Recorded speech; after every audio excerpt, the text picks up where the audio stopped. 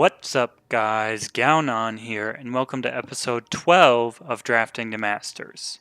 If you've missed any of the previous episodes, I've included the playlist in the top right corner of this video. Our drafts have slowly been getting better. We're getting out of that funk that we were in for a little bit, so I'm looking forward to finishing this climb to Masters and finishing off this season. So without further ado, let's get into our draft. As far as pack one, pick ones go, I think this one's fairly easy. I think Living Example is just the best card with the highest upside. Final Shot is okay, Learned Herbalist is okay, but neither one of those is as good as Living Example. I don't think Aerial Battle is great, so I think it's just an easy Living Example here. So here I think we've got two good options. We've got Surgeon Saw and we've got Welding Torch. We're more likely to see another welding torch than we are a surgeon saw, so I think I'm just going to take the surgeon saw here and be pretty happy about it. Changey stick is fantastic. This is a good sign that primal is open, so I think we'll take that here over the clan standard. I value the inspire guys higher than I value the draw effect of Secret Weaver, so I think it's just an easy left-right target caller here. Pretty crazy to see a rare coming through this late. A lot of people just rare draft at the end of the day, but I don't think that's enough to push us towards fire. Yeah, so I think in this instance, Snowfort Trumpeter makes the most sense. It's got the highest upside. No, it's not a real 2-drop, but very strong if you get the tribute off. So I like that here over Coronal Umbran. Another left-right target caller seems reasonable. Also seems like time might be open, so gotta keep that in mind, but we'll take another target caller here.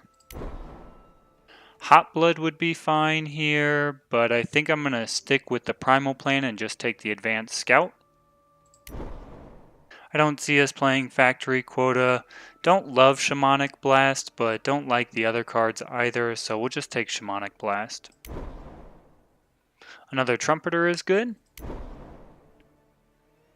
Second Scout probably won't play it. Jackal is fine and Overheat is fine.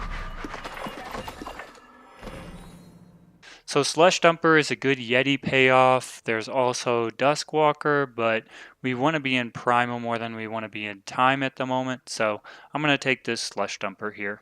I don't love any of the Primal cards here. I think I'm just going to take this Sandbinder Sentinel. Maybe we end up in Xenon or Elysian rather than Felm, but we'll see what comes our way. Island's Intervention can answer a flying unit. There's also Triggerman, but we don't have any gunslingers at this point.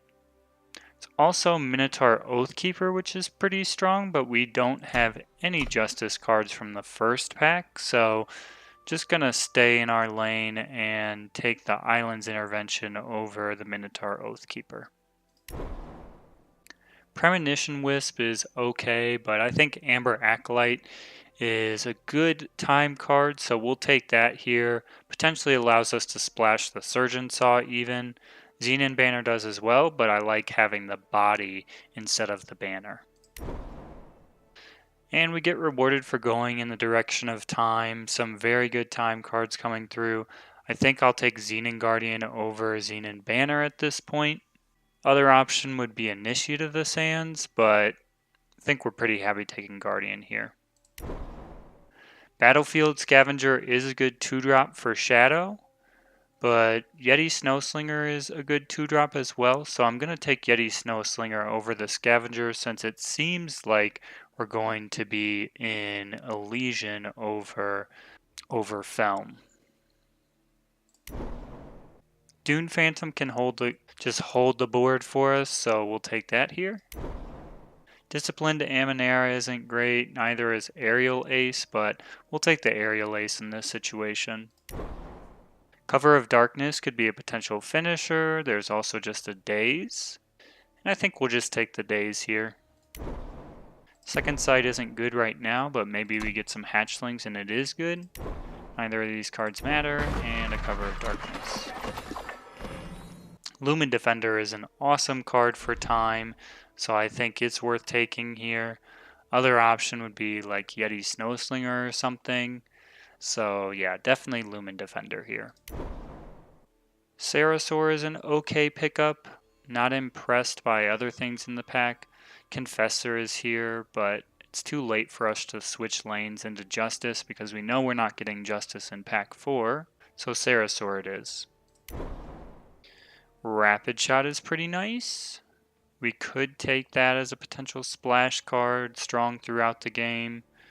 Voyaging Lumen is just kind of a big body. We don't have much lifesteal at this point, so I don't think it makes a lot of sense. So we'll take Rapid Shot here.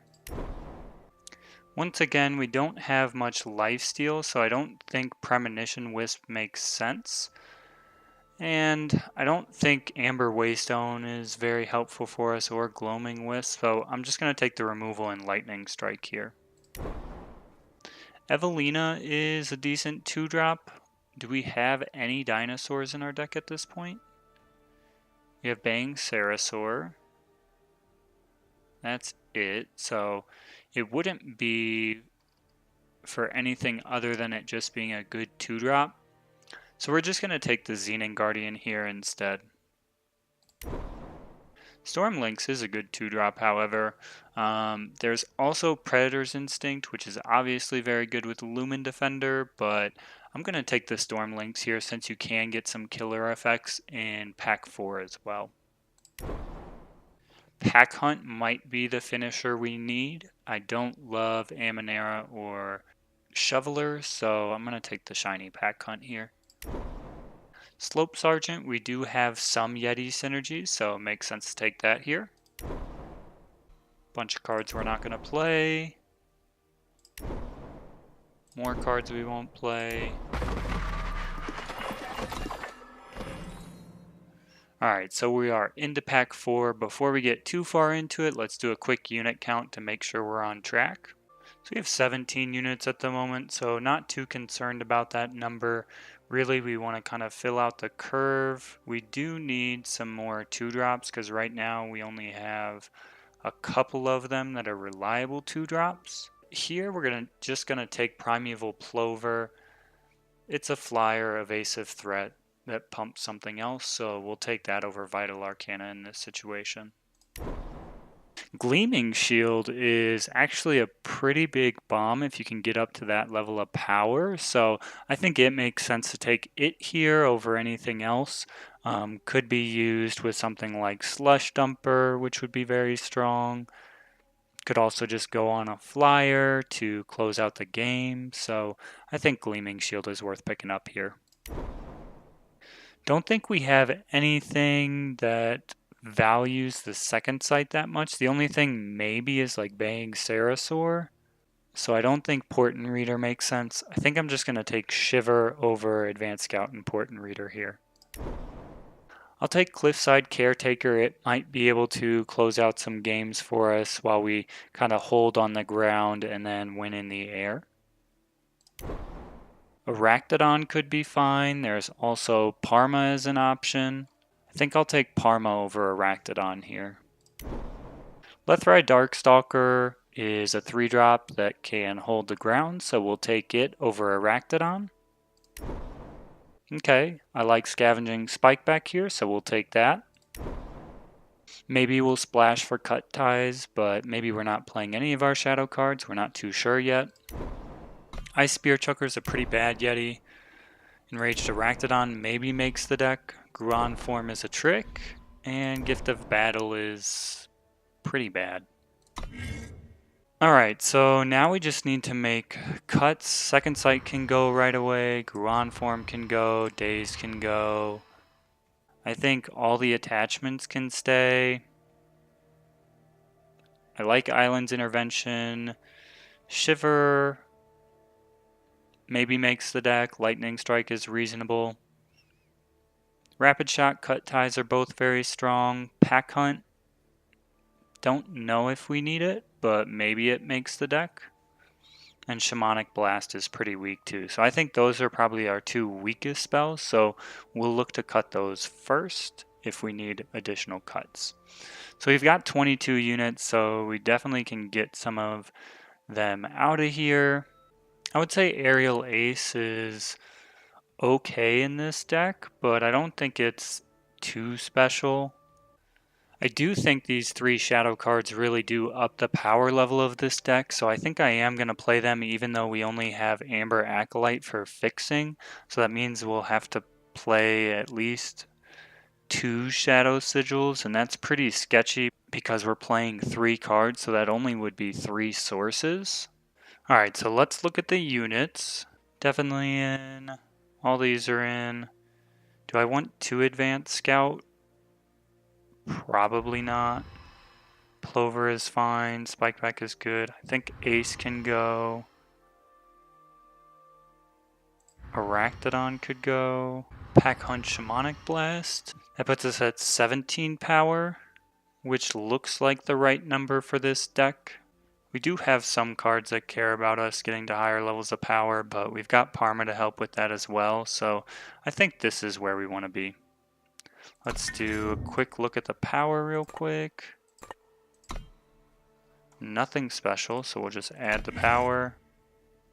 It wants us to play 4 Shadow Sigils. I'm going to be pretty dang greedy, cut 2 of those and up the primal and up the time because we need double time for Living Example, we need time for Amber Acolyte, we need double time for Sandbinder Sentinel.